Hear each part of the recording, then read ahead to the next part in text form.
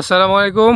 আমরা এখন আপনাদেরকে দেখাবো যে শুকনা বীজতলা তৈরি করেছিলেন আমাদের মডেল কৃষক মন্তেজার রহমান ভাই, ধুনটের বড় চাপড়া এলাকার বাসিন্দা উনি। তো ভাই, আজকে আপনার এই বীজতলার বয়স কতদিন হচ্ছে?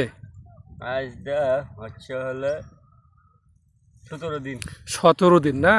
তাহলে আপনি তো এই বীজতলাতে এখন পর্যন্ত সেচ দেন নাই, না? না না না।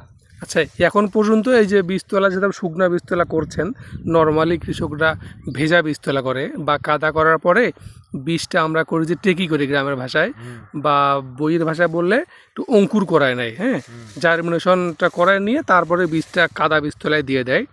তো আপনি যে শুকনা বীজতলা করলেন, এখনও পানি দেন নাই, এখন পর্যন্ত কি কি স্প্রে করেছেন আপনার এই বীজতলায়? এখনো কিছু দেয়নি, তবে দিতে হবে কাগজ। আচ্ছা, একটু দেখান দেখি কেমন গজাইছে। আচ্ছা, এত সুন্দর চারা, হ্যাঁ? এখন পর্যন্ত একদিনও সেচ দেন নেই? না না না।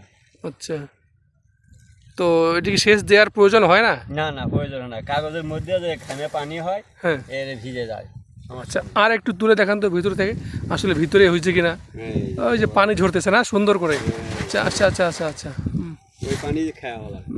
আচ্ছা, ঠিক আছে ভাই। তাহলে এটা কতদিন বয়সে লাগাবেন জমিতে? 40-45 দিনের ভিতরে হয়ে যাবে। 40-45 দিন একটু বেশি হচ্ছে না? না না না। আচ্ছা, ঠিক আছে ভাই।